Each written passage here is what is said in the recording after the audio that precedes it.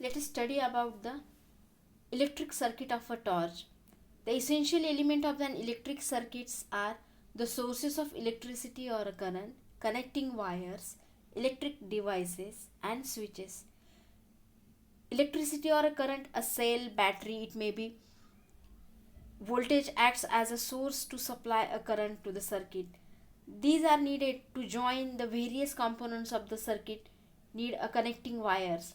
Electric devices are the uses of the current flowing the circuit to produce light or heat. Electric device includes bulbs, heaters, geysers or any other electrical appliances. Switch is used to turn on or switch off to the electric device. The simplest circuit that can be designed using the two batteries, a bulb, a switch and some connecting wire of the torch. The electric circuit of the torch is used a thin wire drawn through the a bulb, a batteries and switches to complete a circuit path. By sliding the switch, the circuit path can be broken or it can be closed. The sliding switch is used to make a break electric circuit with the torch. In the two batteries of the torch are also connected to each other. The battery is placed one behind the other so that the positive terminal of one is in contact with the negative terminal of the other battery. The current flows through the both batteries in the same direction. If the batteries with the similar terminals are placed in contact, the current will not flow through them and the torch doesn't glow. आता बॅटरीची जी जर रचना जर बघितली, electric circuit किंवा जे पूर्ण त्याचा जो इलेक्ट्रिसिटीचा जो मार्ग आहे टॉर्चमधला किंवा बॅटरीमध्ये जी जर रचना बघितली तर त्याच्यामध्ये जो सोर्स आहे किंवा जो स्रोत इलेक्ट्रिसिटी फ्लो होण्यासाठी, इलेक्ट्रिसिटी जाण्यासाठी एक स्रोत लागतो. जसं पॉवर हाऊसपासून आपल्या घरामध्ये इलेक्ट्रिसिटी सप्लाय होते, तर टॉर्चसाठी जर जो लागतो किंवा त्याच्यामध्ये बॅटरी किंवा सेल, दोन सेल एकत्र येतात त्याला आपण बॅटरी म्हणतो. आणि जर सिंगल सेल असेल, एकच असेल तर त्याला सेल असं म्हटलं जातं. की हे जे करंट आहे व्होल्टेजमध्ये त्याचं मापन केलं जातं आणि ह्या कंप्लीट सर्किट करण्यासाठी, करंटचा फ्लो होण्यासाठी ह्या बॅटरीची किंवा सेलची गरज असते. आणि मग हे जे बॅटरी जोडण्यासाठी दोन वायरची गरज असते. एक त्या किंवा जो इलेक्ट्रिकल अप्लायन्स जे किंवा उपकरण असतं त्याच्यासाठी कंप्लीट सर्किट करण्यासाठी कोणतंही विद्युत उपकरण लागेल. समजा हीटर असेल किंवा बल्ब असेल किंवा कुठलं एखादं मिक्सर असेल, चालू करण्यासाठी त्याचा वापर करू शकतो. ऑन आणि ऑफ सर्किट तोडण्यासाठी किंवा सर्किट जोडण्यासाठी तिथे एक बटन लागेल किंवा त्याला स्विच असू, ते प्रेसिंग असेल किंवा स्लायडिंग असेल किंवा ऑन ऑफ बटन असेल.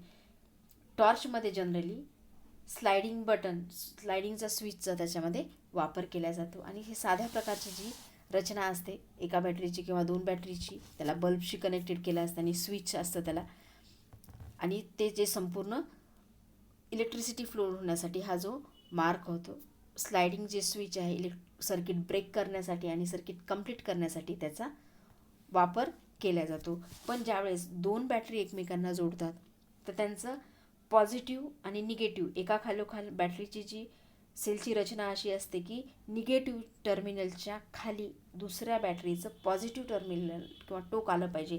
सपोज त्या निगेटिव्ह टर्मिनलच्या खाली उलटं जर सेलचं निगेटिव्ह जवळ आले तर इलेक्ट्रिसिटीचं जे सर्किट आहे ते कंप्लीट होत नाही किंवा बल्ब त्या ठिकाणी ग्लो होत नाही. म्हणूनच जी सेलची जी रचना असेल पॉझिटिव्ह टू निगेटिव्ह, मग त्या स्विच ऑन केल्यानंतर मग तिथून तो जो विद्युत प्रवाह होतो तो सुरू होतो.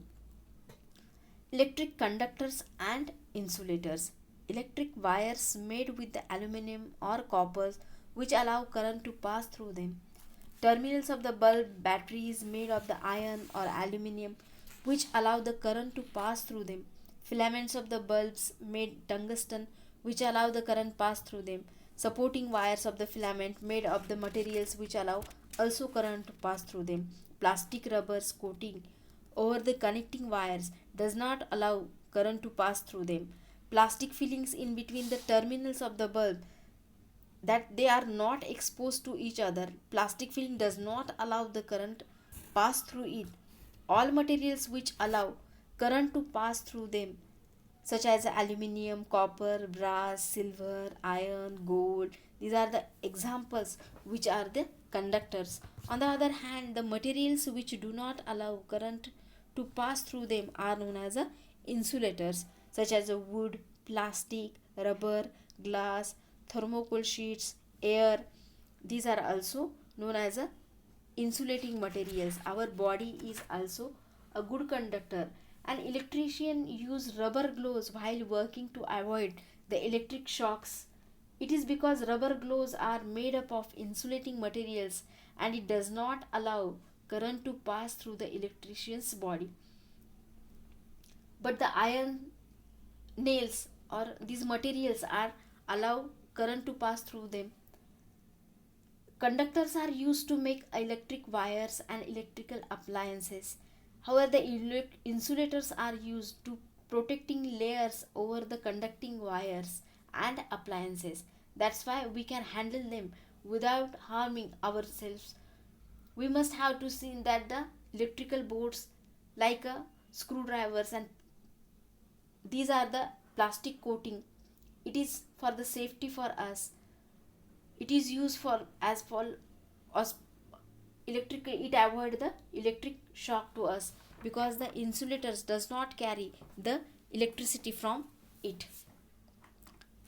आता या भागामध्ये इलेक्ट्रिक कंडक्टर्स आणि इलेक्ट्रिक इन्सुलेटर्स ह्या दोन कन्सेप्ट आहेत ते किंवा त्यांची आपण माहिती घेणार आहोत.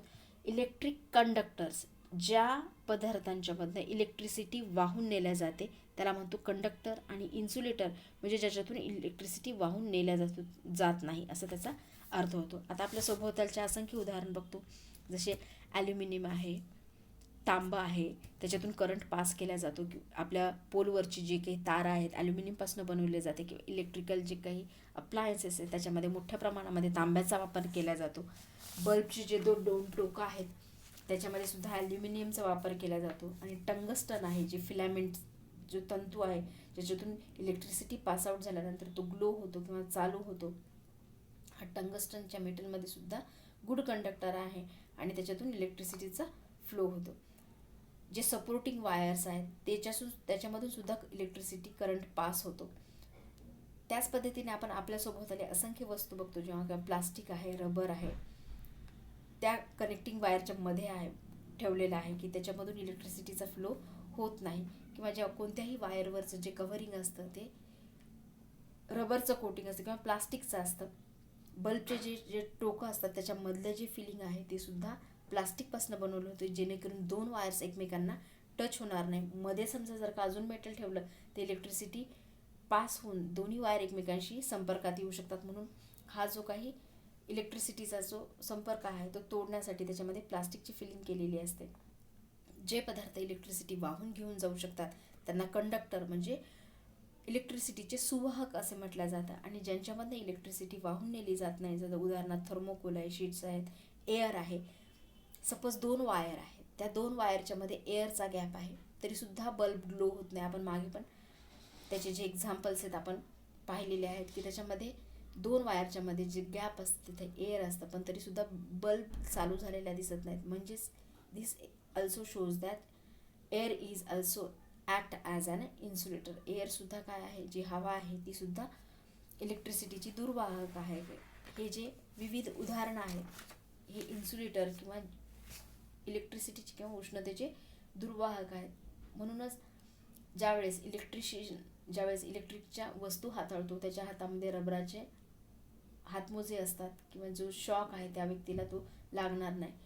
किंवा त्याचे जे सगळे काही उपकरण आहेत त्याच्यामध्ये प्लास्टिकचं किंवा आधीच्या काळामध्ये लाकडाचा त्याचा वापर केला जातो आणि आताच्या काळामध्ये त्याचे जे काही स्क्रूड्रायव्हर आहे किंवा जे सगळे जे काही उपकरण आहेत त्याचे जे हँडल्स असतात प्लास्टिकपासून बनवले जातात, जेणेकरून त्या इलेक्ट्रिशियन्सच्या बॉडीला तो शॉक लागणार नाही. लोखंडाच्या सगळ्या वस्तू त्याच्यामधनं इलेक्ट्रिसिटी कोणतेही जर समजा मेटल बघितले तर त्याच्यामधून इलेक्ट्रिसिटी पास होते. आणि जे काही आपल्याला कंडक्टर किंवा उष्णतेचे सुवाहक आणि दुर्वाहक दोन्ही आपल्याला उपयोगी ठरतात. जिथून इलेक्ट्रिसिटी पासआउट व्हायची असेल त्यावेळेस कंडक्टरचा वापर केला जातो. त्याच पद्धतीने मेटलचा वापर केला जातो. मोठ्या प्रमाणामध्ये तांबे आणि ॲल्युमिनियम यासारख्या मेटलचा वापर केला जातो. आणि त्याच्यावरचं जे कोटेशन आहे किंवा ते स्विचेस आहेत ते तयार करण्यासाठी किंवा बोर्डचा वापर करायचा आहे, त्यावेळेस तिथे लाकडाचा आणि प्लास्टिक या पदार्थांचा तिथे मुख्यत्वे वापर केला जातो.